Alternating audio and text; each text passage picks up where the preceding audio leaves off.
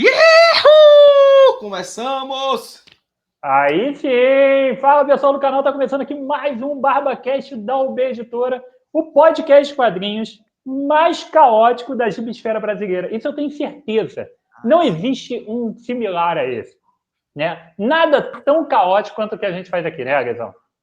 Não, cara, o BarbaCast virou campeão de zoeira. Depois do happy hour do caos ali, a gente deve ter perdido inscritos. Eu nem quis conferir para não ficar triste, mas é isso aí. Deu tão certo o caos que a gente chamou o Breno de volta e o Lucas não volta mais. Mas hoje vai ser galera, organizado. porque... Mas hoje vai ser organizado. Ó, vou falar um negócio, hein? Em breve, o Breno já vai estar passando o Lucas em número de participações, né, no podcast. Afinal de contas, o Lucas largou de vez, né? Não aparece mais aqui. Impressionante. Mas tu não mandou ele embora, não? Tu não mandou o Lucas embora? Eu achei que o Breno já era agora a figura, como é que fala? Contratada, né? Aqui.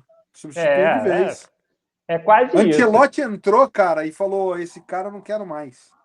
Esse cara não tem mais espaço na minha seleção. Mas, ó, vou te falar um negócio, hein, Agui? O episódio Happy Hour de semana passada, ele tende a, no futuro, deixar de ser um episódio incompreendido e se tornar um episódio cult, hein? Aguarde. Perfeito. Futuras gerações de fãs do BarbaCast vão voltar nesse episódio para ver o caos. Escuta o que eu tô te falando. Eu vou dizer uma frase de Diego Brice que Breno já ouviu muitas vezes.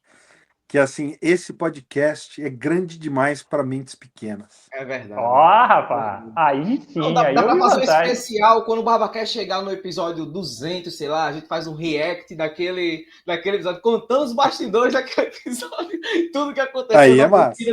Pra existir aquele episódio. Aí é... Valorizo, boy, valorizo. Espetacular. E, ó, não falta... Lógico que ainda falta, né? Mas a gente já tá quase chegando no episódio 100. Esse ano a gente chega no episódio 100. Maneiro, pô. Esse ano a gente chega no... Nós estamos no episódio 78.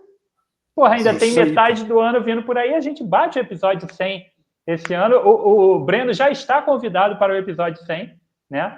Comparecerei com toda a equipe, né? Esse Lucas não pode largar, não. Exato. Não, esse aí é episódio histórico. A gente vai ter que dar um jeito aí do Lucas participar de qualquer jeito. Mesmo que a gente tenha que... Mesmo que o Breno tenha que voltar para o Rio para gravar com o Lucas de volta.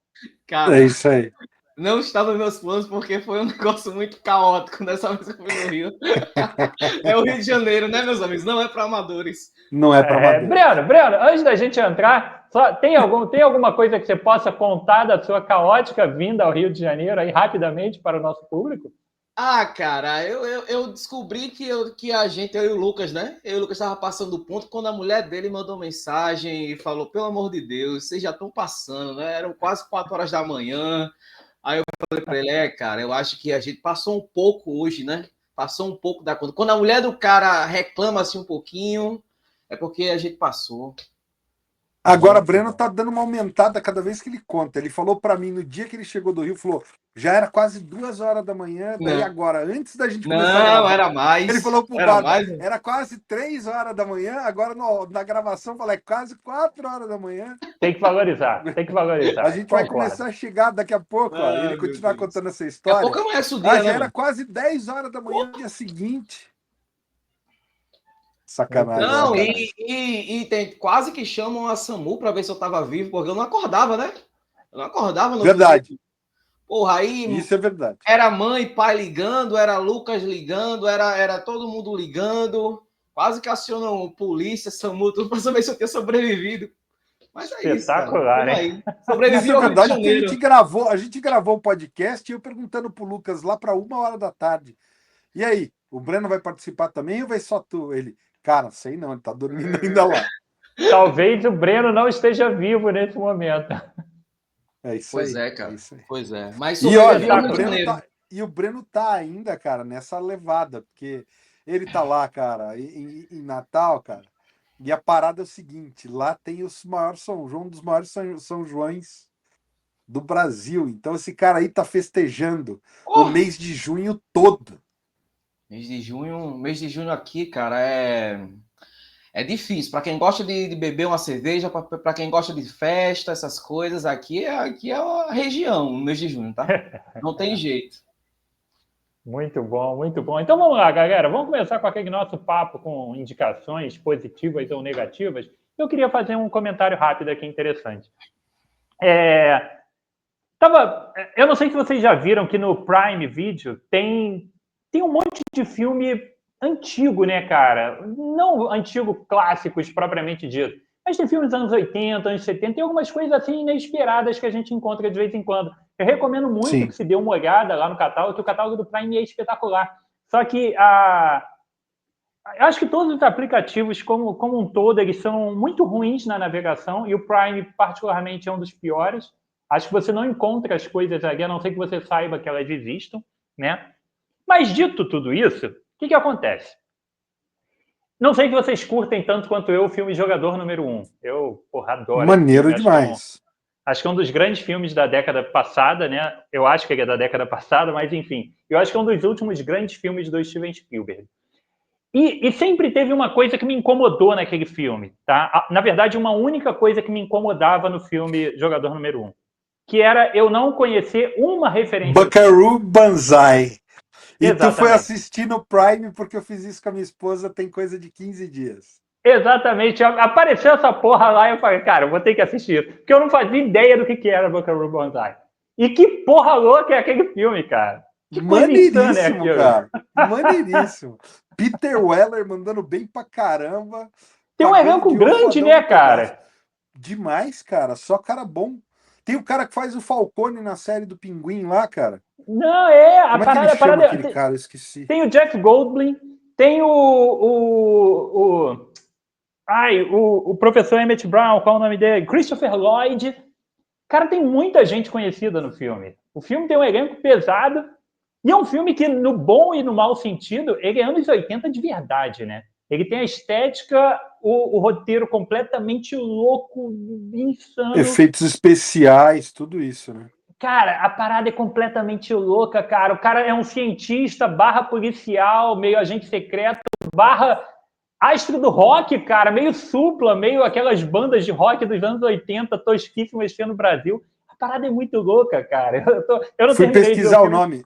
O cara é o Clancy Brown e ele faz o Sal Maroni na série do Pinguim.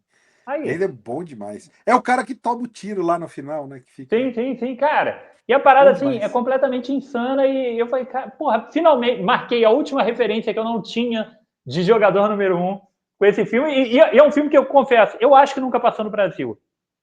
Porque... Não tenho lembrança também, cara. Ele deveria ter passado ou no cinema em casa, pela insanidade dele, seria um filme do cinema em casa, ou alguma coisa para passar num quase cine trash da Band. Só que o cine trash era focado no terror. Então, eu acho que esse filme nunca passou, cara. Cara, eu não tenho memória nenhuma, e é aquilo, né? Nos anos 80, seria um típico filme de sessão da tarde do SBT, né? Cinema em casa. Sim. Depois que o cinema em casa saiu do horário nobre e foi para aquele horário depois do almoço. Sim, 2 da tarde ali era filme certo de passar ali. Tipo um Goonies de baixo orçamento com adultos, né? Não, eu compararia mais, talvez, com Aventureiros do Bairro Proibido, que tem uma pegada mais de ação, um negócio mais... E uma história muito viagem, né? Mas então fica a recomendação, se você, assim como nós, ficou sempre com a pulga atrás da orelha do que porra de Buckaroo Banzai era esse, né? Tá aí no Prime Video, cara. A dica, não sei se vocês vão curtir, porque não é um filme fácil, digamos assim. É insanidade total o filme, tá? E o vilão é o John Lithgow, né, cara? O vilão não é o John Lithgow, A parada é completamente louca, né, cara? Perfeito. Então, assistam, tá? Assistam se você quiser. Aí, dê uma olhada. E antes de eu dar outra indicação, eu deixo vocês comentarem aí um pouco do que vocês viram de legal, ou leram de legal e queiram comentar aí. Cara, eu li de legal que chegou aí nas bancas, eu não sei se todo mundo pegou, mas eu li isso aqui, ó. Sonic, o Ouriço versus DC Comics. Formatinho, Barba, para você que está celebrando aí a volta da Panini para formatos econômicos, grampos, ó, formatinho, grampeadinho, R$ 9,90 a primeira edição, capinha couchê, bem gibizinho mesmo, cara. Tem cara de gibizinho da Turma da Mônica, ó, folhinha. E, cara, eu vi ele hoje na banca, eu quase peguei. Cara. Pô, pega, Barba, tá maneiro, cara, tá maneiro. Uma coisa que eu curti demais na história, cara, é que eles não têm aquela parada de os heróis se encontram, os heróis acham que um é a ameaça e o outro é a ameaça, saem se batendo, aí, não, estamos todos do lado do bem, vamos lutar contra os vilões de fato. Não tem isso, cara. Os personagens estão um pouquinho mais inteligentes do que isso, e eles identificam a ameaça logo de cara. Quando eles se encontram, eu falo, cara, não conheço você, mas você tá lutando contra o Darkseid ali, então beleza, vamos juntar esforços. E isso não impede eles de ficarem, né, competindo, do tipo, o Sonic fica lá, né, cara, eu sou mais rápido que o Flash não, eu que sou e tal. Então tem aquela coisa de uma disputa, mas não tem aquela, sei lá, aquela fórmula desgastada já dos encontros de primeiro os caras se batem, depois se aliam, sabe? Sim, Então, sim. tô Muito empolgado, bom. quero ver as outras partes aí. Muito bom. Hoje eu fui na banca. O Thanos vai latir, tá, galera? Aceitem. Tem jeito. Hoje eu passei na banca de manhã e peguei 2 ediçõezinhas. Peguei o Supremos, que acabou de sair, né, do novo Universo Ultimate, e peguei o Batman, Saga do Batman, volume 14, eu acho. Edição mais recente.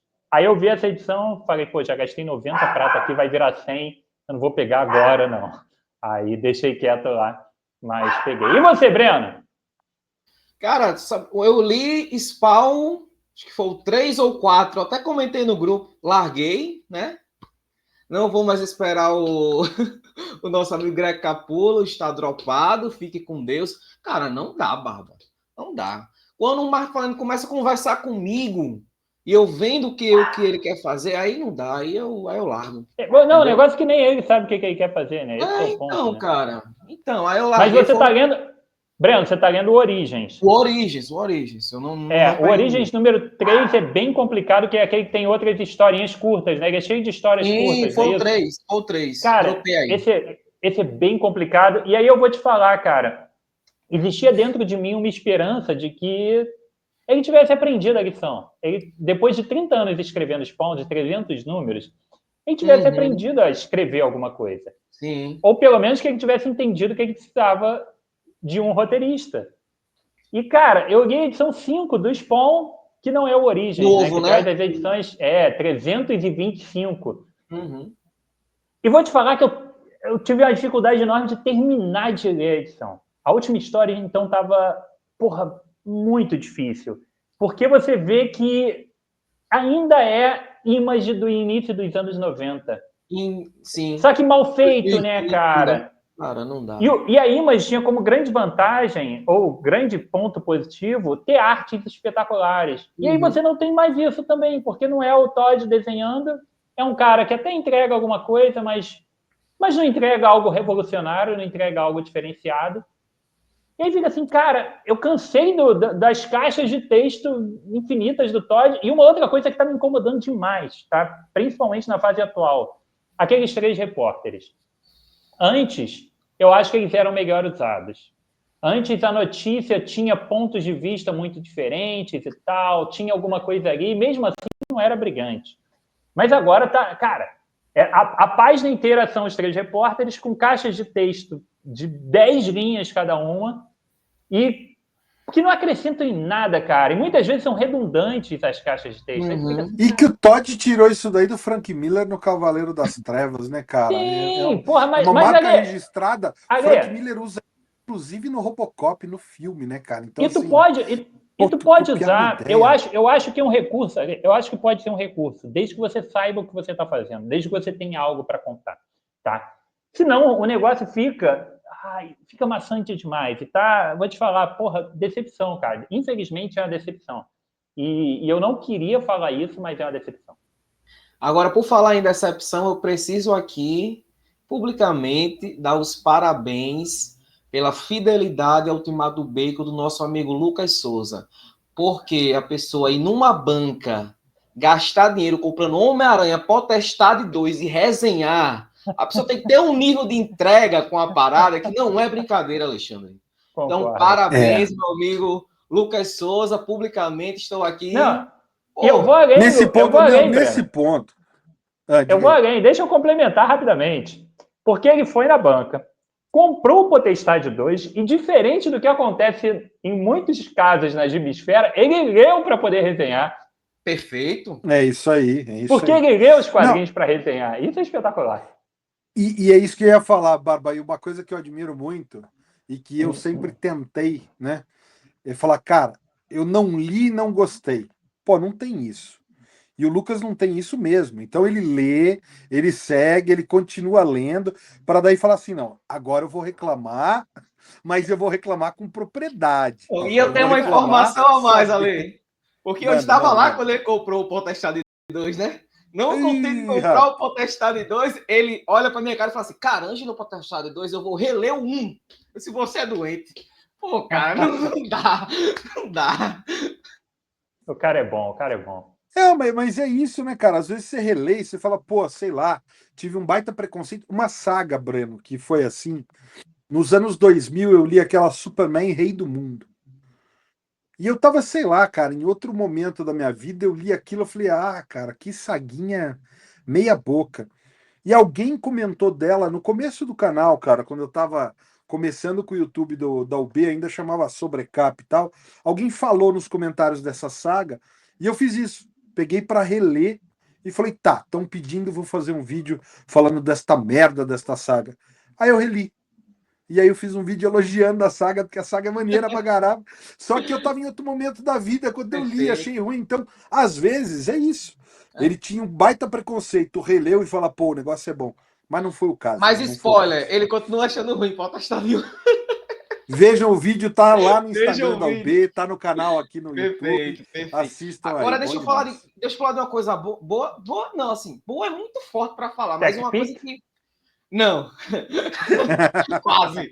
Mas eu vi a série biográfica do Chespirito, episódio 1, tá na Ah, E Max. aí? E, cara, eu não esperava muita coisa, mas foi uma parada que, tipo assim. Não me soou uma tragédia, porque eu esperava isso. Eu Já é esperava bastante Eu dizer que não esperava é uma uma tragédia. tragédia. E foi uma coisa que eu assisti e achei, cara, beleza, gostei.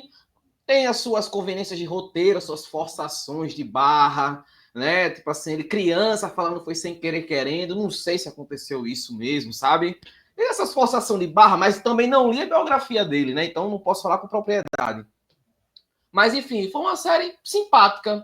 Tá aí, tô ansioso pelo episódio 2. Agora, uma coisa que me encanta é quando eles contam os bastidores da TV. Aí, isso daí, tipo assim, Mas, como é que vocês vão para Acapulco, como chegou a proposta, o que que... isso eu acho legal, isso eu acho Essa legal. parte de bastidores eu achei muito massa na série. Quando ele vai contar a vida do Roberto, a vida mais pessoal, tem uma associação de barrazinha, mas o saldo ainda foi positivo, o que para quem não estava esperando nada é muita coisa. maneiro, Não, o maneiro, que bom saber. acontece? Vamos lá que a gente conta também as histórias, né? Os casos. Obviamente, a maior parte dos brasileiros cresceu assistindo Chaves, né? Quem tem aí nossa faixa etária. Afinal de contas, foram muitos anos passando na televisão, muita gente assistiu. Não fui um fã, assim, daqueles fervorosos, mas assisti 700 mil vezes.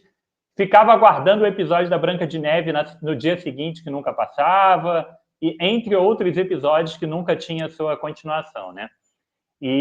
Mas curti dentro da medida do possível. E, inclusive, na primeira vez que o Kiko veio no Brasil, eu fui ver o Kiko e tem uma foto com o Kiko, com Carlos Villarena. Maneiro, pô. Isso, sei lá, 10 anos atrás, 12 anos atrás, a primeira vez que ele veio, né, fazer as supostas últimas aparições e tudo mais.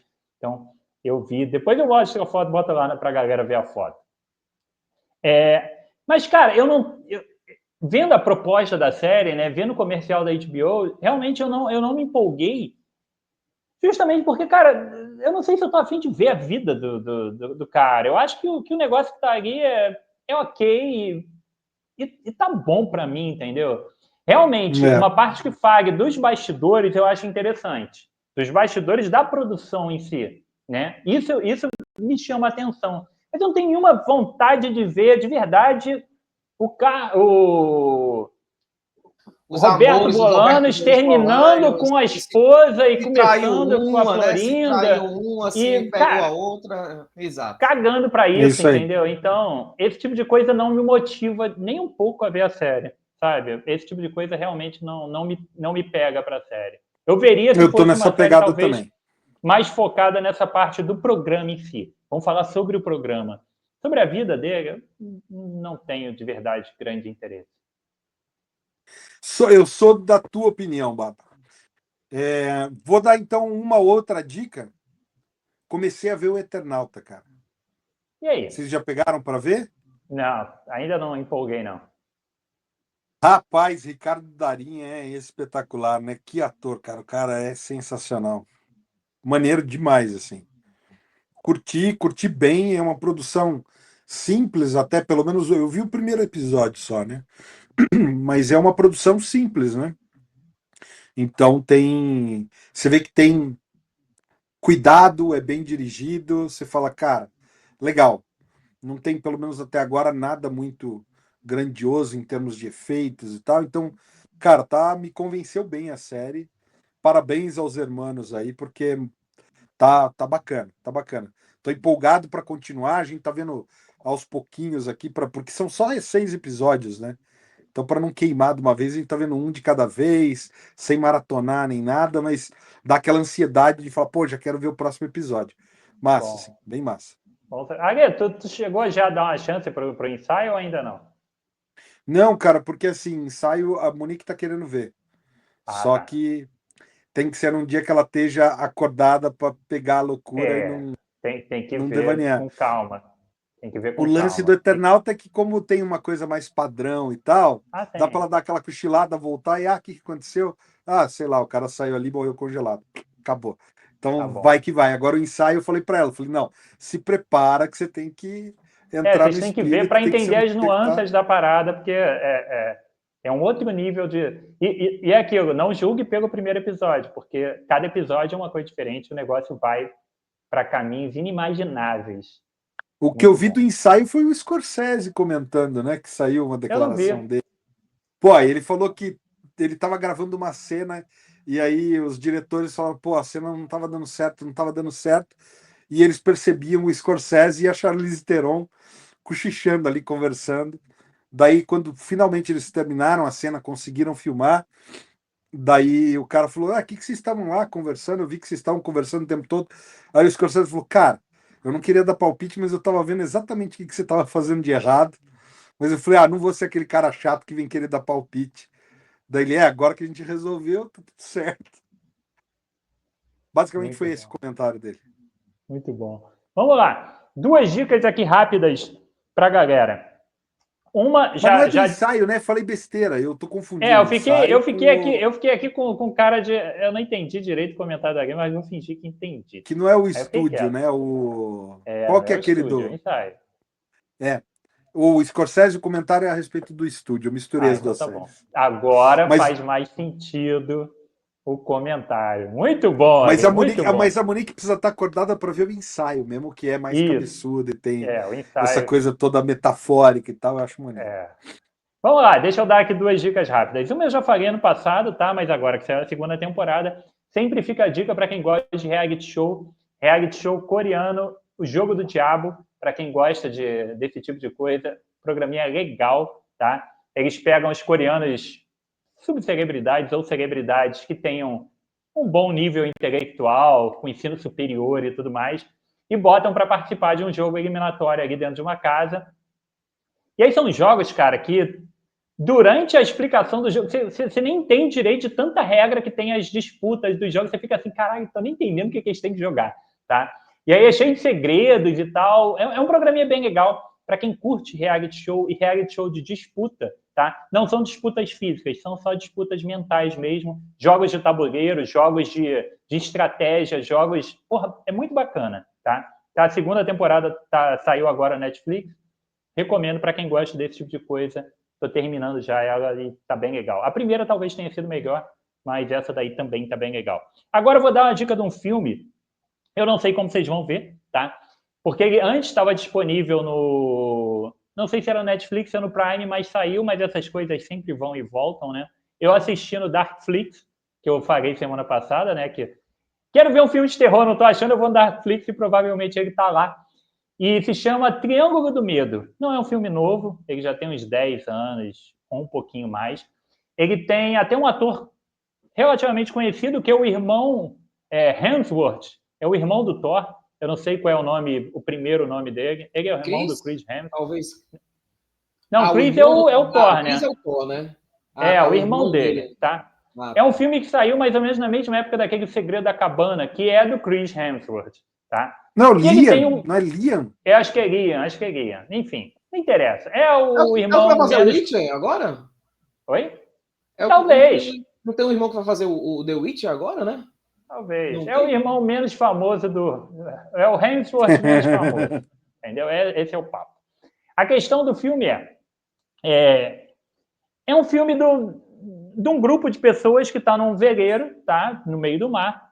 Eles acabam sofrendo um acidente ali dentro de um maremoto, né? O veleiro naufraga. E aí passa um navio gigantesco, não um navio de cruzeiro, um navio comercial gigantesco, passa por eles e eles acabam embarcando no navio. E o navio aparentemente está completamente vazio. E aos poucos eles começam a ser mortos dentro do navio. Tem alguém matando eles lá dentro. Eu vou te falar, cara, essa premissa, você simplesmente não vai dar play para ver o filme.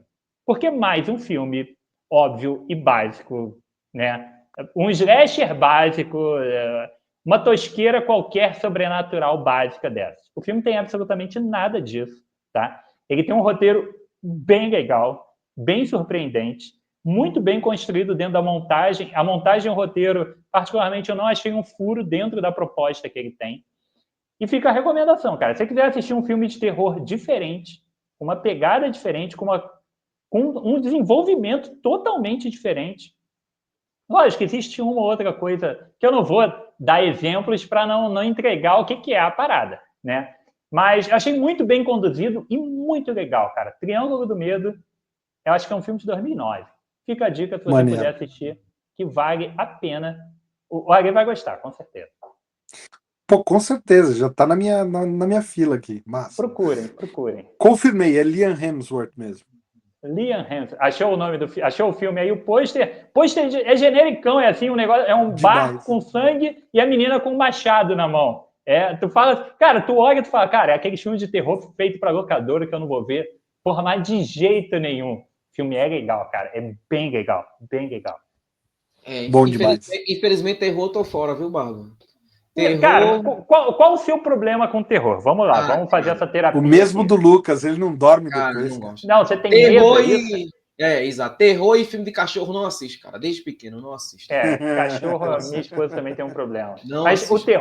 o teu problema com terror é, tipo, sobrenatural, essas coisas te deixam com medo ou qualquer filme de terror te deixa com medo? Qualquer filme de terror. Não assisto nada. Zero filme de terror. Muito bom, Breno. Agora, pra você ver, quadrinhos de terror eu leio, não tenho problema, mas filme eu não consigo, cara. Tu fica impressionado. Não sei, cara. Essa geração anos 90, Gui. É isso aí. Tá bravo. Cresceram com o aracnofobia traumatizando eles. Cara, eu lembro, eu com 6 anos de idade vendo a fita do Brinquedo Assassino e dormindo de boa no dia seguinte. Cara, eu lembro de ver na sessão da tarde do SBT aquele The Blob lá, A Coisa. Sim, isso aí, pô. Eu acho que o último que eu assisti se chama, talvez, O Exorcismo de Emily House. Tem esse, né? Na época eu não gostei desse filme, não. Pronto. O meu tio alugou, tava na casa da minha avó, meu tio alugou e eu assisti esse filme com ele e depois daí nunca mais assisti nenhum. Fazer uma listinha de filmes pro Breno assistir de terror, assim, de alto nível, entendeu? Daquelas para ele ficar traumatizado e nunca mais aparecer aqui. Começa com Hereditário, né? Tem umas paradas, porra, tem umas paradas pesadas. Cara, um filme de terror bom, cara. Os Outros, porra, com a Nicole Kidman. Porra, que filme espetacular, maneiro demais, cara. Que filme espetacular. Tu fica tenso no filme. Outro filme de terror que tu fica tenso. A Vila, do M. Night Shyamalan. Porra, é uma tensão, cara. O filme inteiro tu grudar na cadeira, tu, caralho, não é possível. Quando chega na fatídica cena, tu fala, meu Deus do céu. Tem uns filmes bons, cara, Chamado. Tem uns filmes legais, cara, que vale a pena ver. Mas, enfim, vamos para o nosso tema de hoje. Afinal de contas, nós temos aí um especialista em mangás, né? A gente tem que aproveitar. Eu falo para a galera, uma vez falaram, Barba, Vocês falam muito de DC, quase não fala de Marvel, não sei o que. Eu falo que, gente, eu tenho 2 caras especialistas em DC aqui. Eu tenho que jogar o jogo, cara. É igual eu ter. Vamos lá. É igual eu poder convocar qualquer jogador do brasileiro no mundo, igual o senhor Tite fazia. Aí eu convoco o Gabriel Jesus porque ele marca bem. Ao invés de ser um 9 que faz gol, ele convoca porque ele acha que marca bem. Porra, eu vou usar o melhor que eu tenho no melhor que eu posso. Então, já que eu tenho o Breno, que é um cara que manja de mangás, e está aqui, né, à nossa disposição pela próxima 1 hora, vamos falar de mangá. Não é não, Breno? Vamos aí, aos amigos fãs de Senalta, fiquem por aqui, pô. E vai dar tudo certo. Próxima semana tem DC de novo. E os Marvetes também tem vez. Que de vez em quando sua hora vai chegar, Marvete. Sua hora vai chegar. Relaxa. Mas vamos lá. A parada é a seguinte. Propus para o Breno da gente falar sobre as demografias dos mangás, né? Porque, afinal de contas, mangá é uma parada muito mais complexa do que simplesmente 2 carinhas de cabelo espetado caindo na porrada, né? Tem muito mais coisa que isso. Existe toda uma cultura no Japão em cima disso, né? Mangá é muito mais do que gibizinho de criança lá. Existe algo cultural e que permeia toda a população ao longo de toda a vida da população. Não é uma coisa, um hobby só para crianças, um hobby só para meninos e adolescentes, nem nada disso. E, devido a essa vasta variedade, existem os gêneros e subgêneros dos mangás, que são chamados de demografias, né? Uma das nomenclaturas são as demografias. Lógico que existem várias dezenas, eu vou deixar o Breno falar um pouco mais a respeito disso, né? Mas a ideia que eu propus para o Breno é o seguinte: vamos falar dos principais gêneros que existem de mangás publicados aqui no Brasil, para a gente desenvolver um pouco, dissertar um pouco a respeito do que seria esse gênero e quais são os expoentes, que mangás se encaixam nesse gênero e quais são realmente legais para a gente dar uma chance, para a gente entender um pouco de como funciona. Então, Breno, fala para a gente um pouco a respeito dessa questão das demografias, né? E aí depois a gente vai entrando no papo propriamente dito. Primeiro que caracterizar um mangá pela sua demografia é complexo e simples ao mesmo tempo, Baba. A gente tem várias categorias de demografia, né? A gente vai falar aqui das 5 principais, né?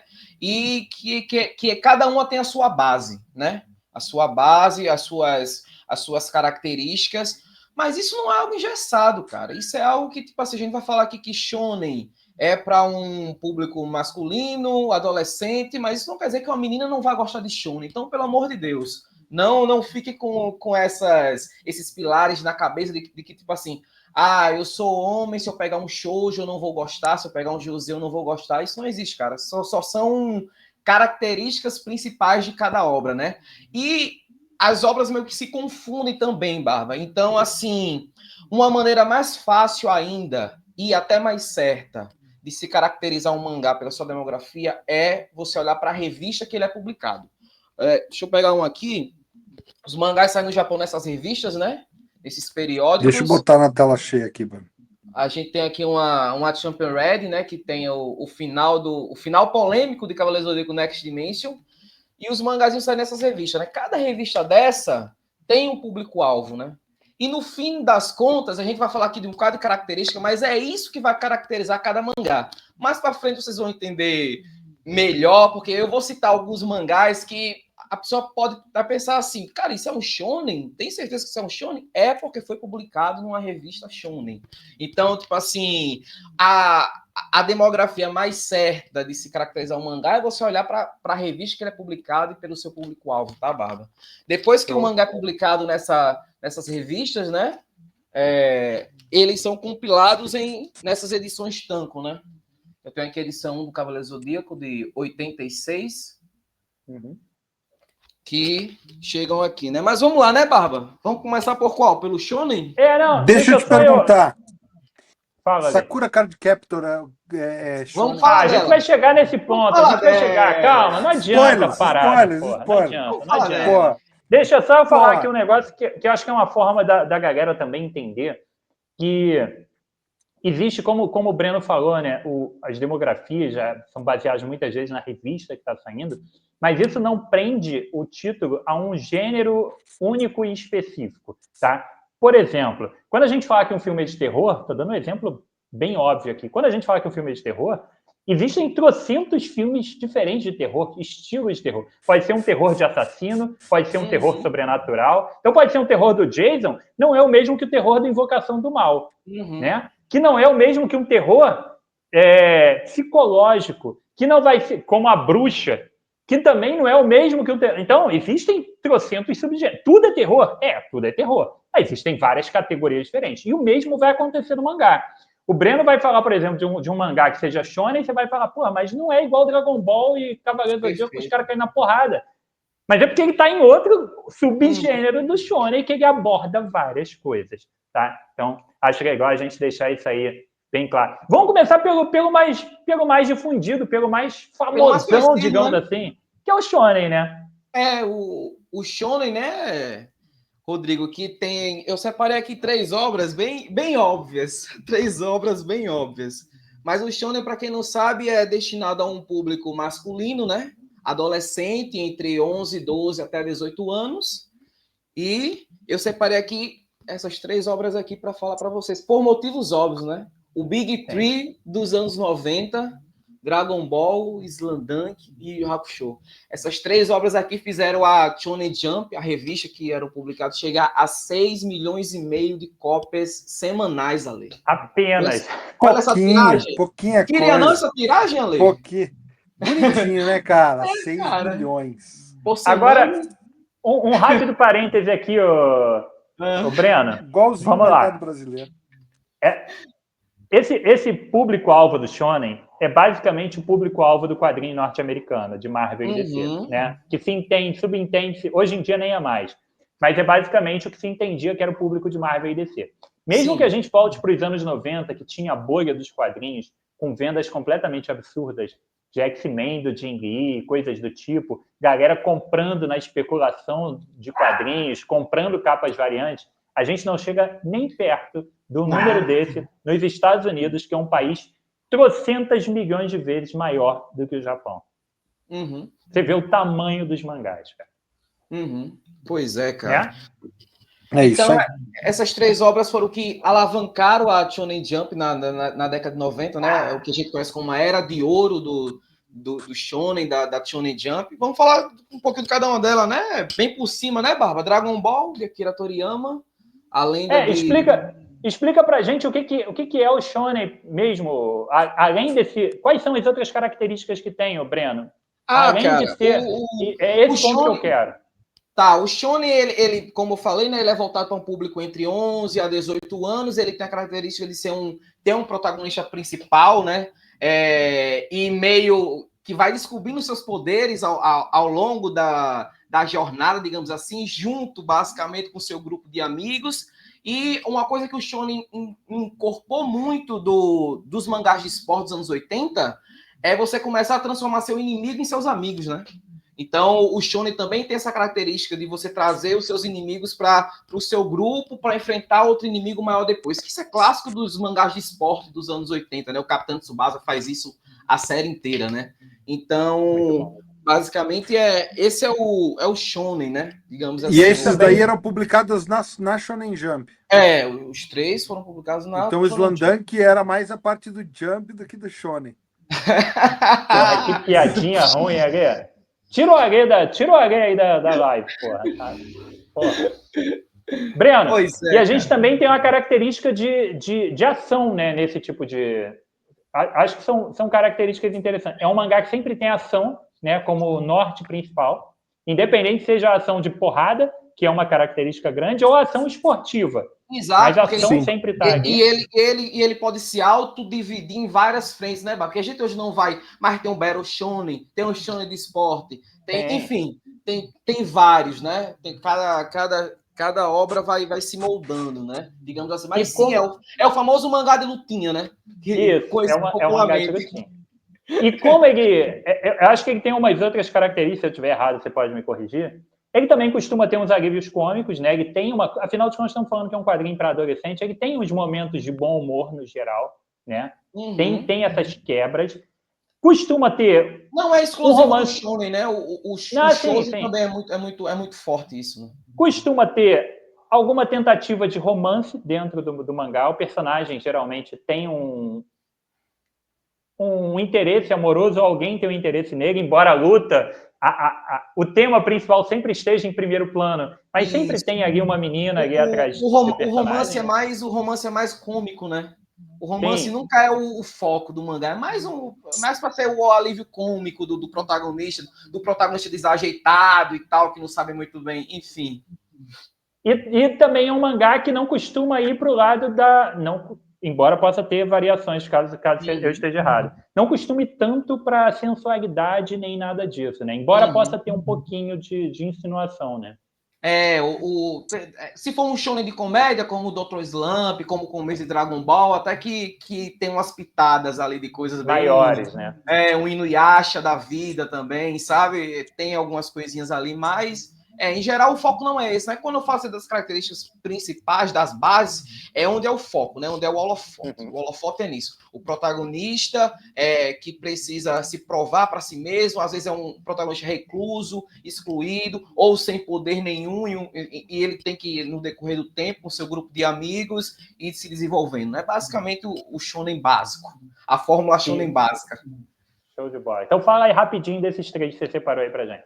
Eu separei esses 3 por motivos óbvios, né? Vamos começar por Dragon Ball de Akira Toriyama, né? A lenda de Son Goku atrás das esferas do dragão. Talvez o mangá mais conhecido do mundo, Barba? Acho que sim. Eu acredito que seja, eu acredito que seja. Provavelmente, né, cara? Também separei Slandunk. Mangá de esporte mais conhecido do mundo. Mangá de esporte que até hoje acabou na década de 90 e até hoje é um dos mais vendidos da Shonen Jump, um negócio inacreditável, né? A gente vai acompanhar aqui Sakuragi, que entra no time de basquete para impressionar uma menina e depois vai se aperfeiçoando no esporte. Cara, isso daqui tem jogos de basquete como se fosse batalhas, sabe? Isso daqui é muito, muito bom. Takehiko Inoue destruindo na arte, como sempre. Mas é uma arte mais shonen, não é uma arte vagabond, né? É uma arte mais voltada para o shonen. E eu separei também Yu Yu Hakusho, né? Esse aí eu adoro demais, cara. Clássico de Yoshihiro Togashi, quando ele ainda estava muito bem de saúde, estava no auge aqui, o Togashi, cara. Cara, isso aí a gente vê aqui o Yusuke Urameshi morrendo, né? O delinquente morrendo por salvar alguém e o inferno não estava preparado para isso, né? Daí ele passa por um teste para poder ressuscitar e virar o detetive sobrenatural do mundo, né? Isso aqui é muito maneiro, cara. Isso é maravilhoso, cara. E o Hakusho Agora, é o meu favorito, talvez. Acho que é o meu favorito. De mangá, entre tudo? Acho que eu faço muito o retorno para os anos 90, né? Quando a gente descobre essas coisas em 94, 95, né? A geração Manchete. Cavaleiro Zodíaco foi uma pedrada na cabeça da gente. Sim. E, porra, tenho tatuagem, né? Do Cavaleiro Zodíaco, caralho. Mas Yu Yu Hakusho tem um lugar diferente no meu coração, um espaço a mais ali, porque eu acho completamente absurdo, cara. Agora, lembra do que eu falei, Barba, que teriam obras que, tipo assim... não parecem, né? Não parecem shonen, mas são. Essa daqui é uma. Death Note. Muito bom, é um shonen, cara. Death Note é um shonen de lutinha psicológica, digamos assim, podemos falar isso. Entendeu? Uma lutinha maneiro, pô. Mas que, à primeira vista, não parece um shonen clássicozão, sabe? Não parece. E outro também que eu separei para mostrar para vocês é esse daqui, ó. Ataque dos Titãs. Ataque dos Titãs, ele tem tudo para ser um seinen, mas não é um shonen. Porque ele tem discussões políticas, ele tem sangue pra caramba, é um mangá muito maduro, sabe? Ele tem uma temática mais adulta, né? Muito adulto, e ele é um shonen, cara. Entendeu? Pô, bem legal, bem legal. Então, pra você ver como tudo depende... Tu conhece esses dois aí? Ataque dos Titãs eu já dei uma olhada, mas nunca peguei para ler a sério. O Death Note, Yu Yu Hakusho, nunca li. Death Note, cara, eu já vi algumas coisas ali. Teve aquela animação da Netflix, né? Teve o filme também. O filme, né? Não, tem mas eu nunca peguei para ver a o anime, cara. você não precisa ler. O anime tem, acho que, 30 episódios. São poucos episódios. Vale a pena assistir, cara. É muito legal, muito O legal. Caderninho da Morte, botar o nomezinho ali e tal. Cara, Eu acho a muito premissa legal. muito interessante. Não assista o filme, nada disso. Mas o anime... Eu tenho o mangá completo. Porra, achei espetacular. O anime não é grande e vale muito a pena. E o Hakusho, cara, é espetacular, é diferenciado demais, na minha opinião. Pelo menos até o torneio, o fim do primeiro torneio, vale a pena demais assistir. E era onde deveria ter acabado, né? Exatamente. Todos esses mangás dos anos 90 parece que sofrem pelo mesmo mal, né, Barba? Exatamente. Algum editor ligou para os autores e falou assim, cara, não e mandou continuar. Cara, estamos vendendo 6 milhões de cópias por semana, cara. Pelo amor de Deus, você não pode terminar agora. Não, é surreal, cara. Surreal. Cavaleiro do Zodíaco poderia ter terminado no fim das 12 casas e o Yu Hakusho poderia ter terminado no fim do o Dragon Ball, Akira Toriyama tentou terminar umas 10 vezes, cara, e nunca deixava. Mas, enfim, temos mais algum shonen que esteja agora no mercado, alguma coisa que o cara, pô, o que tem de legal saindo agora para eu comprar? O que tem de referência agora? De shonens mais novos, a gente tem essa nova geração, né, Barba? Que é o Jujutsu Kaisen, o My Hero Academia, o Demon Slayer. E a gente falou nos BarbaCast passados do Kagurabate, né? Que está chegando agora. Uma obra que promete ser o próximo grande shonen da Shonen Jump, tá? Então, eu deixo aí essas recomendações de uns shonens mais recentes, como a gente falou, basicamente dos anos 90. Eu estou trazendo também a citação aqui de uns mais recentes para a galera. Muito bom, muito bom. Vamos para o próximo tema, então. Qual seria o outro mais difundido no Brasil depois do shonen? Vamos para questão de popularidade e títulos publicados. Cara, agora você me pegou, viu? Porque seinen e shoujo nos últimos anos estão bem pau a pau. Vamos pro shoujo. Vamos pro shoujo, que eu acho que é o outro lado do shonen, isso, né? Isso. Basicamente, se o shonen é feito para meninos de 12 a 18 anos, o shoujo é o seu espelho, né? É feito para meninas de 12 a 18 anos. E aí chegou a hora de citar, como o Ale falou, citar o Clamp, né? O Clamp talvez seja, no atual momento, a principal produtora, assim, de mangá shoujo, né? O Clamp é um grupo, é um quarteto feminino de mangakás que produzem tudo junto. E daí, elas fizeram talvez o shoujo mais famoso de todos, né? Que é Sakura Card Captors, que o Ale já citou aqui. O Ale é meu precoce.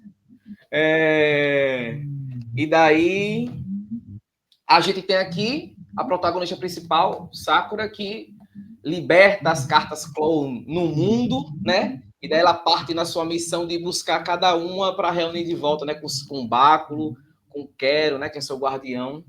Enfim, fica aí a dica, a JBC está sempre reimprimindo, sempre... é maravilhoso. Sempre está no mercado. Isso aqui é um shoujo incrível. E é como eu falo, cara, o público-alvo é mas se você é menino, você vai curtir isso aqui também. Não se prenda a essas formalidades, né, Barba? Breno, deixa eu te falar. Como a gente estava lá falando a respeito de algumas características do shonen, eu acho que o shoujo ele é realmente uma versão do shonen, porque a gente também tem mangá com ação, né?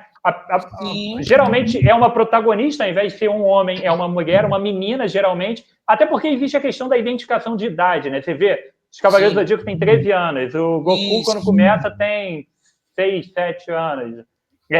Todos eles são crianças, adolescentes, pré-adolescentes. Então, quando a gente vai para o shonen, a gente tem geralmente personagens na adolescência, femininas, no geral, como protagonistas.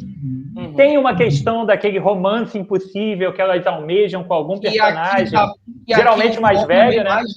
Que aqui o foco tá em cima, né? O romance deixa de ser um negócio secundário, ele tá no primeiro plano, né? Então aqui tem a Sakura lutando contra criaturas e ainda traz as cartas clone, mas o romance dela com o Choran tá lá, entendeu? Sim, na sua frente, entendeu?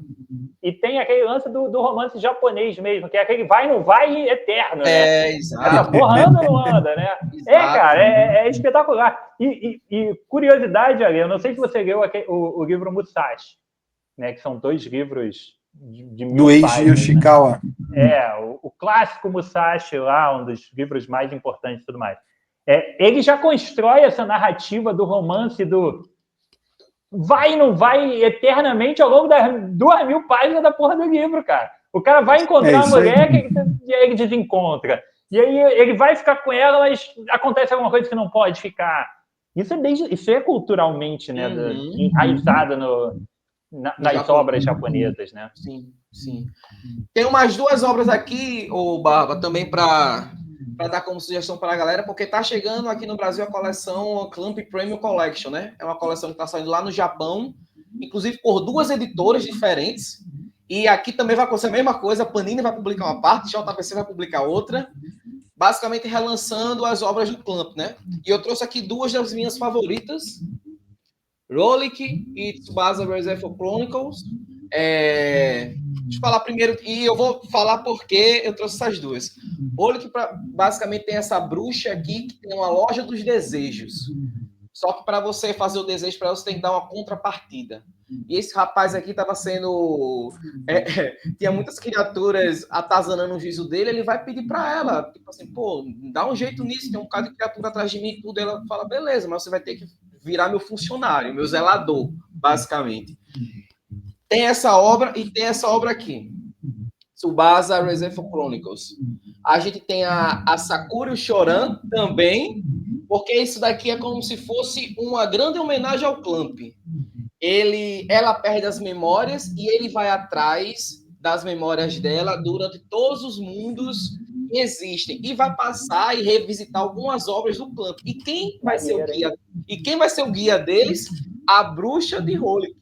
Então chega uma hora que as histórias meio que se entrelaçam de um jeito, e eu comento sempre que esse foi o primeiro crossover que eu vi na vida. Antes de eu ver esses crossover Marvel e DC, essas coisas todas, cara, esse crossover aqui explodiu a cabeça do Breno de 20 anos atrás, sério, porque como pode a mesma coisa que está acontecendo aqui, acontecer aqui, cara? Então, acho que foi a Panini já anunciou Rolik, mas ninguém anunciou Tsubasa ainda, e eu estou preocupado com isso, porque as histórias vão se cruzar em algum momento e, enfim, a experiência não vai ser a mesma do que ler junto, sabe, cara? No momento certo, a Panini anuncia também Aguarde. Agora deixa eu te perguntar. Ô, Breno, vamos entrar shoujo, deixa eu só fazer uma pergunta. Passa. Sailor Moon é shoujo? Uhum. É shoujo, Sailor Moon.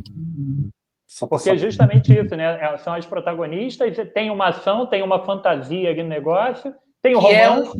Que é um subgênero do shoujo, é o Guerreiras Mágicas que chama, né? É o shoujo de Guerreiras Mágicas e tudo. Então, Guerreiras Mágicas Rei Art, que é do Clamp também. Do Clamp também, exato. Agora, deixa eu te perguntar. Os quadrinhos do Inuyasha e do Rama, eles são shonen? São shonen. Mas parece... Rama é shonen? É. Rama é shonen? Rama é shonen. Rama é shonen. Bom saber. Embora ele tenha esse um pouquinho que a mais, talvez por ser de uma mangaka, né? De uma autora, ele tem uma cara mais do shoujo às vezes. É que para mim tem menos desafios, sei lá, eu acho que na minha cabeça eu não botava ele como shonen, não sabia da... Mas o próprio Dr. Slump do Toriyama é meio como se fosse um Rama, né? A comédia muito em primeira vista, né? É isso que a gente falou no começo, né, Barba? As características se misturam. Você tem que olhar aonde a obra foi publicada. Se a obra foi publicada na revista Shonen, ela é Shonen. E acabou, não tem muita discussão, cara. Outra pergunta. Love Hina, tô pegando mangás que fizeram muito sucesso aqui no início da febre dos mangás. Love Hina entra em que categoria? Love Hina e Nana são 2 mangás que, tipo assim, eles é isso, as características meio que se entrelaçam, né? Mas Love Hina foi publicado numa revista Shonen. Ah, legal. Que se a gente for parar para ver, né, no fim das contas, é um protagonista, embora tenham muitas mulheres na história, tem um protagonista. O desafio dele seria de administrar aquela pousada lá. E no fim das contas, cara, a gente tem um menino descobrindo, né, as meninas, o romance, e é o que um garoto de 13 anos está lendo, não tem jeito. E você tem a comédia também, como a gente falou, né, do Rama, muito em cima, em Love Hina, mas ele foi publicado numa revista Shonen, Barba. Não, então é o que eu falo, não parece, mas é o Shonen. Muito bom, muito bom. Vamos lá. Depois desse, qual o subgênero que a gente entra? Você falou Vamos que era pro o outro que seinen. estava em É o moda aí no seinen. Brasil, isso. É o seinen, e daí o seinen é como se fosse a evolução do shonen, né? O seinen é voltado para um público masculino, de 18 anos para cima, né?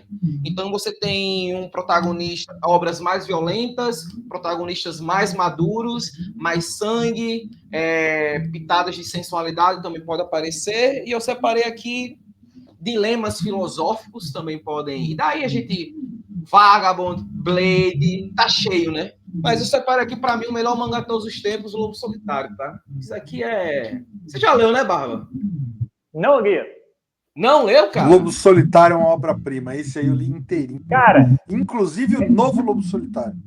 Eu comecei a comprar a versão da Panini, né? Eu tenho uma edição antiga da Nova Sampa. Comprei na época, achei uma e comprei, isso 20 e poucos anos atrás. Quando a Panini lançou a primeira vez, eu não consegui comprar. Quando a Panini começou esse relançamento com papel offset, eu comecei a comprar, mas depois, financeiramente, eu não consegui dar continuidade. Aí eu acho que eu tenho uns 10 volumes só do Lobo Solitário. Cara, isso daqui é uma obra que me moldou como pessoa, Barba. Sério mesmo. Somos dois, Breno. Existe um Breno antes de ler Lobo Solitário e depois de ler Lobo Solitário. A jornada de vingança do Itogami. Deixa eu mostrar um pouquinho aqui a arte. A arte bem dos mangás de samurai dos anos 70, né? Não tem muito jeito. O Goseki Kojima na arte, o Kazuko Ike no roteiro. E a gente vai ver o Itogami com seu filho, né? O Daigoro, em uma espécie meio de Mandaloriano e Baby Yoda, né? Nas suas aventuras, mas com pitadas filosóficas sobre questões de honra. Cara, isso aqui é lindo, né, Ale? Quer falar um pouquinho, Ale, sobre o Lobo Solitário? Ô, Breno, tem uma cena que me marcou, assim, em termos de você entender até onde ia a questão da honra e a perseguição da vingança do Itogami, porque essa jornada dele, a premissa básica, você vai ver no primeiro volume, que matam a família do Itogami e sobra só ele e o filhinho pequeno dele, quase recém-nascido ali. Daigoro. E aí ele parte para buscar quem matou a família dele. É uma busca implacável. É a busca de vingança, ali, né? A famosa busca de vingança. Só que ele era o antigo executor, né? Ele era o samurai executor do Shogun. Então, ele cai em desgraça lá e sai como um Ronin ali, buscando quem matou a família dele. Beleza. Mas a jornada dele na perda do que transforma ele num humano, em busca de manter a honra e buscar essa vingança, ela é, cara, uma lição mostrada, sabe? Em momento algum se fala disso, mas todo tempo eles estão mostrando ali, e para mim aquela cena, tem um dos episódios que o pequeno Daigoro arruma um cachorrinho vira-lata, né? E aí eu não vou contar para quem não leu, porque apesar de ser um material clássico, essa cena, o que acontece com o cachorro no final, assim, para mim é prova cabal de que o Itogami está totalmente perdido, perdeu a alma, assim, noção do que é o objetivo de vingança dele. Obra-prima. E bom citar que está sendo reimpresso mais uma vez pela Panini, tá? Então, quem quiser... dá para eu tentar completar agora isso aí. Dá sim, Bala. Dá sim, tá? Tá no momento certo. Pra mim, isso aqui vou te falar, eu tenho a coleção completa da primeira vez da Panini, e aí eu comecei a comprar essa edição nova, tem comparativo aqui no canal, se vocês procurarem Lobo Solitário no canal, vocês vão ver que tem comparativo das duas edições, e aí quando eu completei a edição nova, eu falei, vou vender a antiga. Tô com as duas aí até hoje. Vermelho. Tô com as duas coleções completas aqui. Qualquer coisa eu te passo a minha antiga lá, porque é muito verme, né, cara? Ter duas vezes a mesma coleção. Por falar Deixa eu te perguntar. Tá.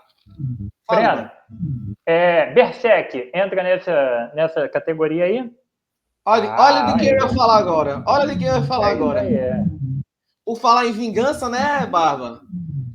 Um dos seinen mais famosos que tem hoje em dia, né? Berserk, do Kentaro Miura. Cuidado com o que tu vai mostrar aí. Cara, Guts em busca de vingança também, ao lado de uma... Eu não posso mostrar. Mas, enfim... Não pode mostrar nada. Misture a Europa medieval com seres fantásticos e um espadachim negro em busca de vingança e Berserk, muito sangue. Cara, o volume 13 disso aqui, eu lembro do Lucas me ligar. Doentinho. E o Lucas me ligou e falou assim, cara, o que foi que eu acabei de ler aqui, mano? O cara é doente, o cara é doente. Cara, bem-vindo ao Manga Seinen. É isso aí. É isso aí, rapaz. Entendeu? Esse volume, esse lendário volume 13 aí, que acontecem coisas inimagináveis, né? Eu que nunca li, não sei do que se trata o Berserk, sei que a edição 13 é para acabar o mundo. O Barba, é interessante citar que o Kentaro Miura infelizmente faleceu, né? Mas como ele deixou o final com seus assistentes, o estúdio está continuando o mangá de acordo com o que ele planejou, digamos assim, né? Tem uma previsão de fim isso aí, Breno? Não, previsão não. Previsão não.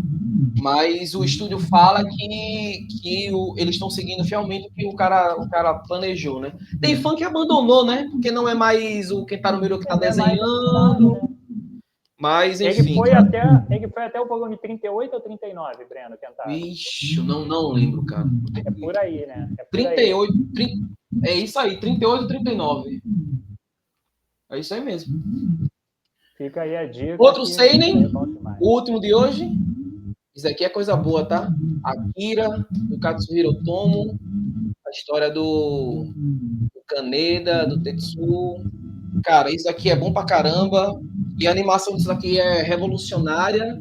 Mas a animação não tem toda... Quer dizer, tem toda a obra de forma resumida, né? Ela condensa o 1, o 2 e o último, que é o 6, né?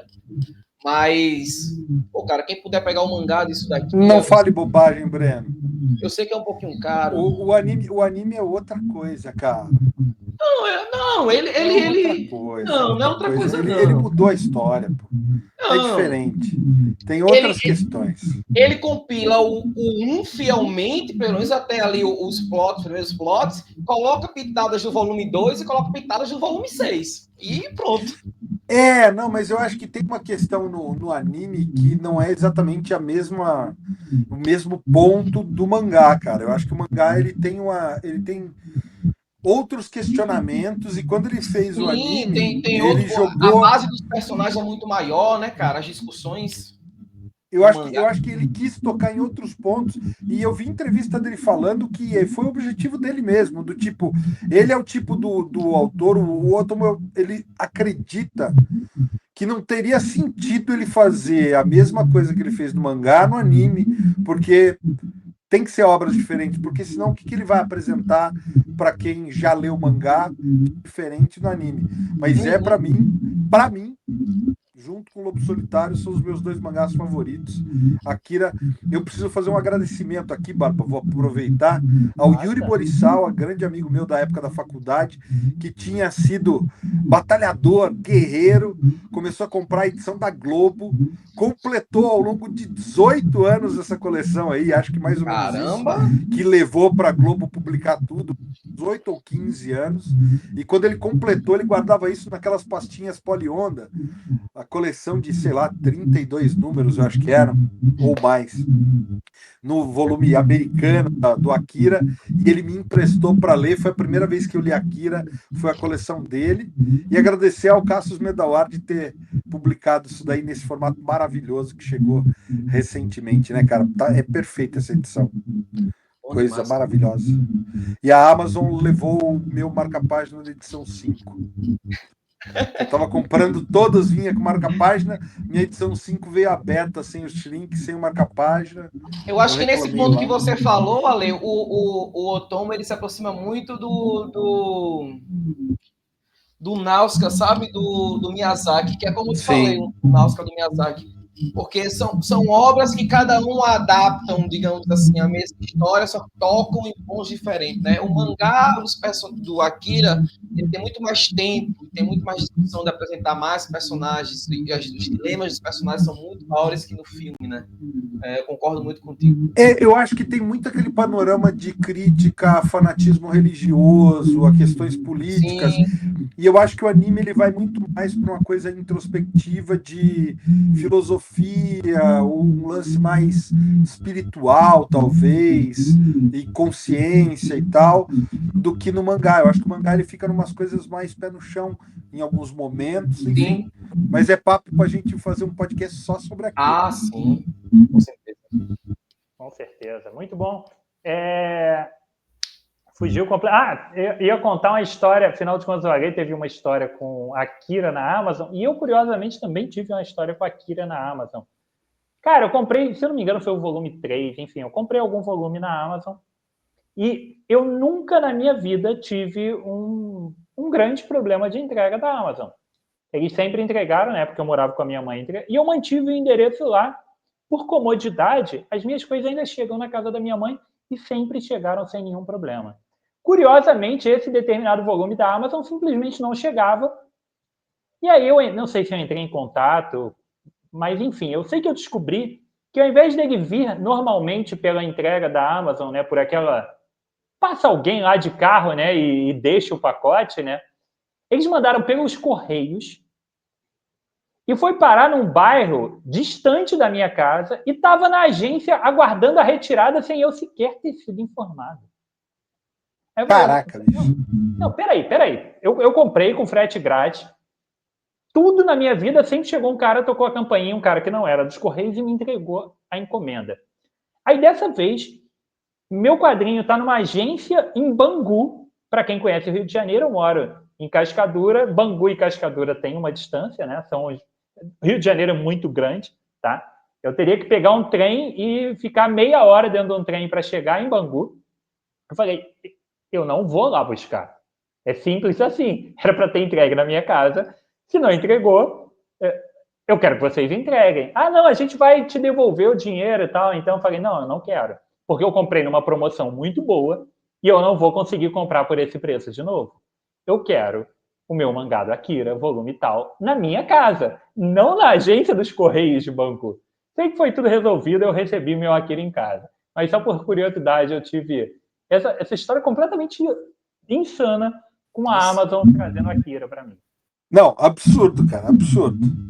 Eu uma vez fiz exatamente esse tipo de reclamação, porque eu não lembro qual foi o item, mas foi exatamente isso. Eles não entregaram, teve problema na entrega, e aí eles queriam estornar o pagamento, só que a edição tinha saído da promoção e estava custando o dobro. E aí eu falei, não, ou vocês entregam, ou vocês vão me pagar preço de capa, porque daí eu vou comprar na Panini, tá ligado? Eu falei, pô, não tem como. E é isso, resolveu. Me deram um voucher lá do mesmo valor que eu gastaria na Panini com o negócio de preço de capa e falei, eu fiz uma reclamação pesada naquela vez. E tu me lembrou agora uma outra situação, aí não foi desse tipo de entrega, mas foi essa do perder um negócio com um valor. Eu comprei 2 quadrinhos numa promoção que tava, daquelas promoções, porra, que tá com desconto completamente absurdo, estava em estoque. Comprei, seu produto vai ser enviado, comprei 2 quadrinhos de um, só recebi um.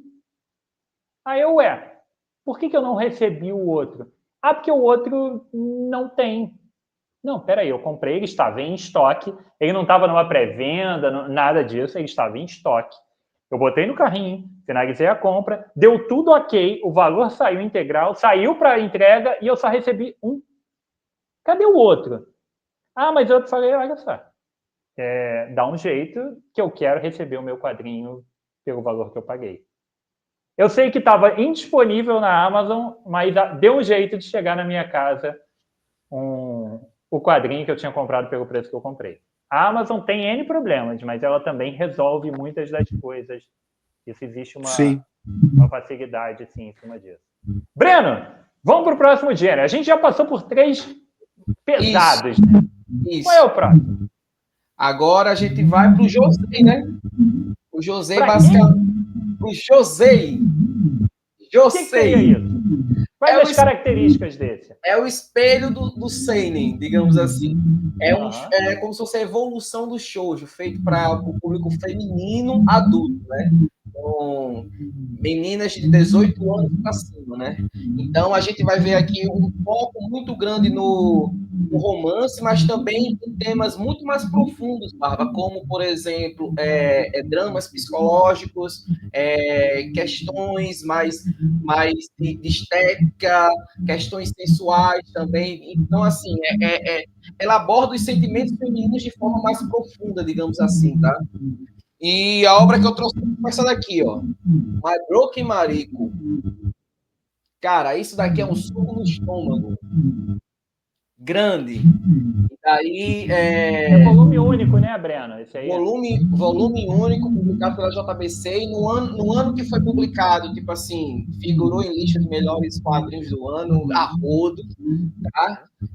Conta a história dessa menina chamada Mariko, que devido às situações da vida dela, ela tira a própria vida, e a melhor amiga dela vai tentar entender tudo que se passou, sabe? E daí ela, inconformada com tudo isso, vai atrás de respostas sobre o que aconteceu com uma amiga dela, sabe? E daí você vai vendo a relação da amizade das duas, também entrelaçando esse mangá. Cara, é um soco no estômago esse mangá. Mostrar aqui um pouquinho da arte para você.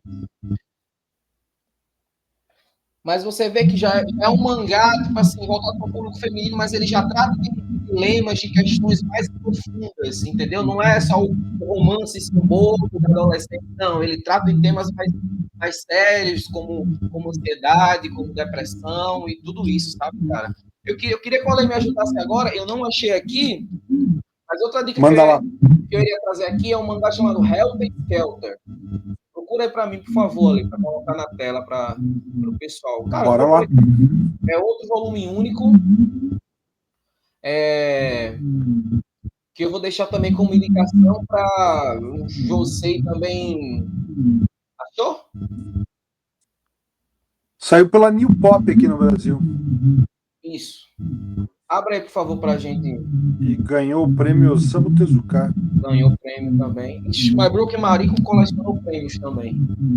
Esse também é um José que dá para você ver todas as características dele, Barba. Esse daí mesmo. Tem essa mulher aí chamada Lilico, e ela faz vários procedimentos estéticos para se transformar na beleza da pessoa. E parece que ela nunca se dá por satisfeita, entendeu? E daí ela começa a sofrer consequências de todas as cirurgias que ela fez no rosto. Então você vê aí uma questão estética muito presente, a questão da beleza feminina. Então é como eu falo, Baba. O José, ele sai do romancezinho básico do shoujo, né? Ele começa a tratar temas mais profundos femininos, sabe, cara? Então deixo aí como sugestão esses dois José para o pessoal, que são relativamente fáceis de achar. E aí fica também o comentário. A maioria da galera, acho que o leitor brasileiro aqui é bem no geral, né? Pelo menos quem assiste aqui o Barba e ao B é um leitor com uma mente mais ampla, com uma visão mais ampla do negócio, e sabe que é legal experimentar e ler outras coisas, né? Porque quando a gente vai ver um filme, né? Quando você vai assistir, e muitas vezes a gente assiste com a patroa, com a namorada, ou até só assiste sozinho um filme de comédia romântica, por exemplo. Ele não é um filme pensado para homens de... Não, Sim. Ele é um filme pensado para o público feminino. Na essência dele. Mas isso não te impede nada de assistir o filme. Tem um filme que eu reassisti outro dia que eu adoro, cara. E esse filme tem nada pensado para o público masculino adulto, que é Meninas Malvadas. Perfeito. Com a Lindsay Lohan, ainda jovem. Porra, é um filme que eu me amarro. E é uma bobeira. Então, dá para pegar esses materiais, eles têm um pensamento de público inicial, mas não tem nenhum limitador disso. Você pode comprar ali e se divertir com todos esses materiais aí. Se é que a palavra diversão cabe em alguns casos, dependendo, é só reflexão, né? Mas dá para curtir sim esses materiais, né? Vamos pro último, Barba. O último é hentai, então. Não. Hoje não. Não vai falar de hentai. Mas eu vou pedir também uma ajuda pro Ale, coloca aí Doraemon, Ale. O último gênero se chama Kodomo. Kodomo. Isso, coloca aí Doraemon, Ale, pra gente. Doramogo? Não. Doraemon. Ah, Doraemon. Basicamente, Kodomo é criança em japonês, né, Barba? Então isso daí já mata. São os mangás feitos para um público infantil, né? Aí eu tô pedindo para ele colocar o Doraemon, porque ele é tão famoso, a exposição da mídia dele foi tão grande no Japão que ele virou um símbolo nacional, né? Ele tem uma série de animes passando na TV japonesa desde os anos 70, cara, até hoje. Então, é isso aí mesmo. Então, a gente pode comparar o Doraemon com a turma da Mônica japonesa, digamos assim, sabe, cara? Porque ele atravessa gerações, os pais passam para os filhos e etc. Enfim. Ô, Breno, não, eu assisti o anime disso daí, amarradão, isso é muito divertido. Isso daí é Doraemon é muito legal. um gato robótico do século 22 que volta 200 anos no tempo, né, Ale? E daí começa a viver aventuras com esse carinha aí. É muito, muito massa, cara. Muito Doraemon massa. é E muito divertido. virou um símbolo japonês, cara. O mangá, infelizmente, ainda sai inédito no Brasil, mas tem que falar de Doraemon quando a gente fala em mangá Kodomo, não tem jeito. Eu preciso até ver onde é que passava. Eu acho que era na Manchete, mas não tenho certeza. O que mais que a gente entra aí nessa categoria que saiu aqui no Brasil? Que saiu aqui no Brasil, Tezuka, né? A gente tem o Super 11 do Inazuma Eleven, né? Que a JBC publicou, o Super 11, ganhou vários prêmios de melhor mangá infantil, não sei o quê, um mangazinho de futebol, bem dinâmico, a JBC até publicou num formatinho bem simpático.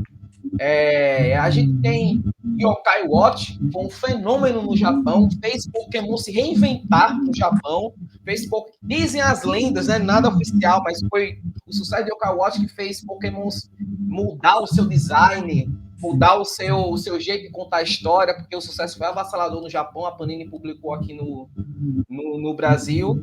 Então, tá fácil de achar mangás Kodomo.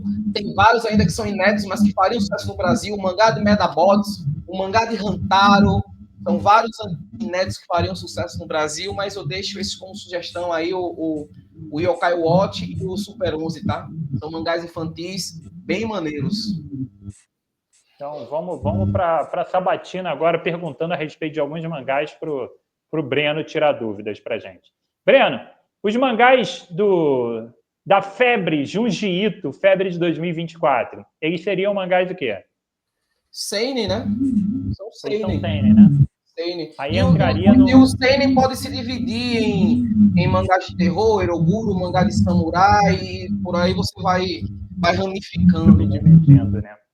Então a gente tem ele, e aí como você falou dos próprios mangás de samurai, a gente tem, por exemplo, Pipoca Nankin também lançando algumas coisas de samurai que também estão nessa faixa, né?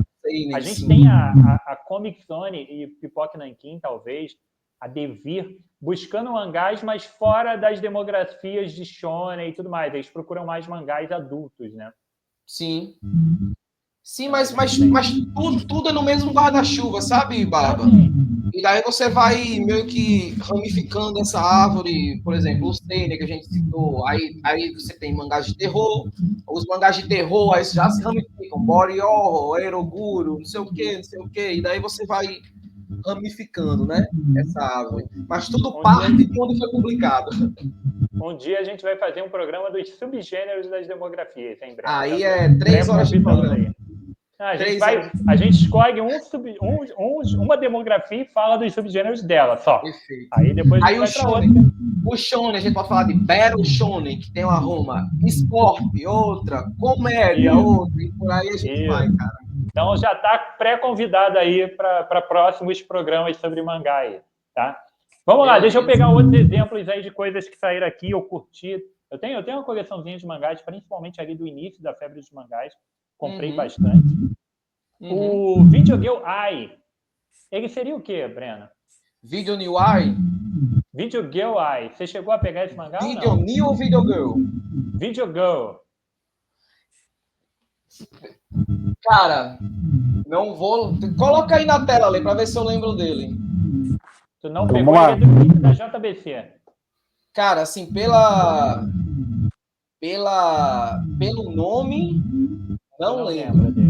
Deixa eu ler abrir aí, deixa eu só ler abrir aí o mangazinho legal, cara, que saiu aqui pela JBC. A ideia era a seguinte, cara, o garoto aluga uma fita numa locadora.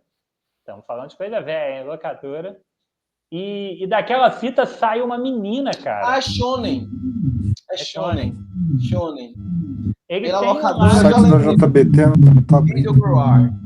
Isso. Ele tem um lado, talvez, mais... Não vou dizer sensual, mas tem ali uma pitada um pouco mais hot. Não é Não é hentai, aquela que ele né? coloca a fita e ela sai de dentro da TV, Barba? Se não me falha a boa memória, é Shonen, cara. É shonen, Esse né? daí mesmo, esse daí mesmo. E Shonen. aí ele meio que se apaixona por ela e tal. Sim, Ela é uma acompanhante para meninos solitários ou algo assim. Uhum. Fala muito de Magazine bem segurança, legal. né, também.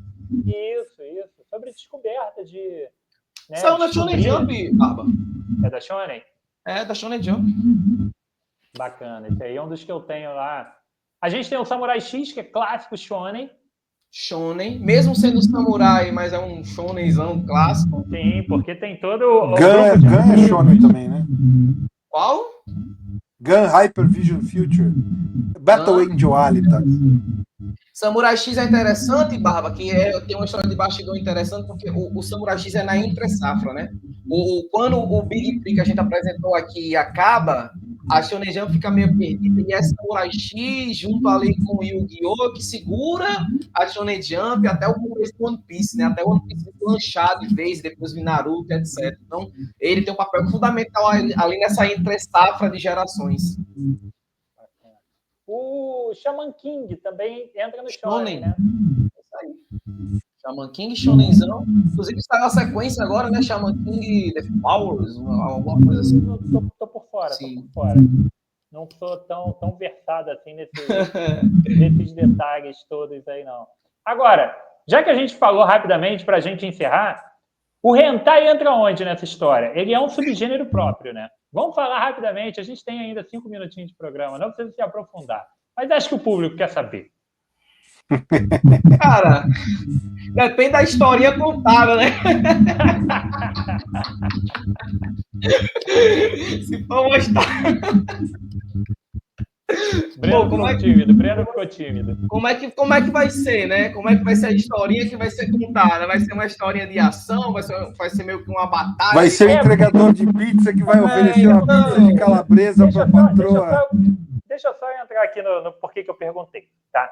É porque quando a gente fala do hentai, a gente já pensa logo na sacanagem totalmente explícita e tá lá, né?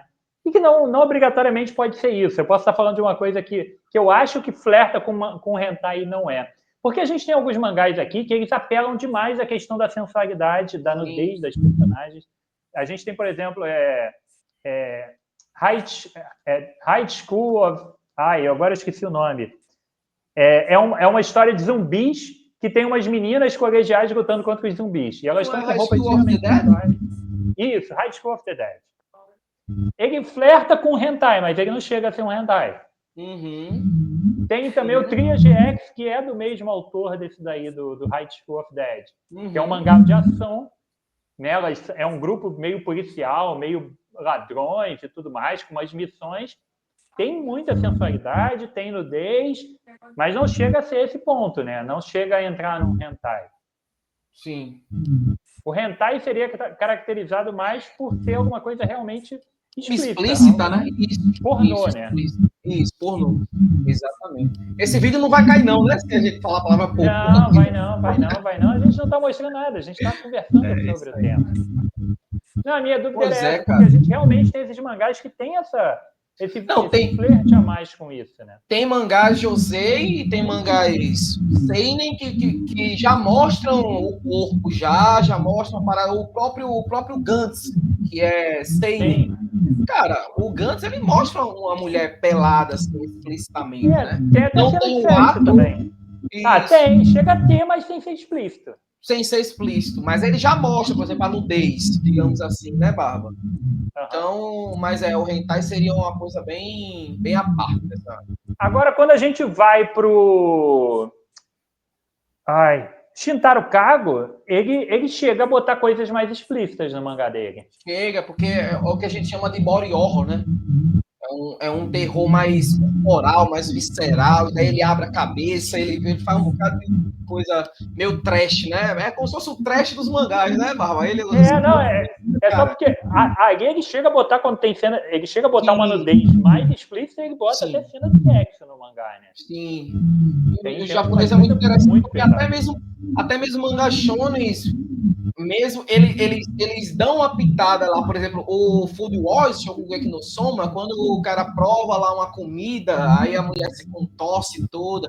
Tem mangás que ainda hoje meio que personificam essa questão do prazer, né? Não tem jeito. A gente não precisa nem hoje não, Breno. O Dragon Ball no início, a Bulma era bem sexualizada. O Mestre Kami... Demais. Sangrava o nariz a cada 2 segundos de tela. E a gente tem no One Piece ainda hoje alguns personagens que gostam muito do negócio e as personagens são sensualizadas também muitas vezes. Né? As roupas. Cara, os peitos da Nami a cada temporada estão maiores, cara, no anime. Perfeito. Então, a gente tem uma... Mas isso também faz parte da cultura, né? Da do cultura, japonês. exatamente.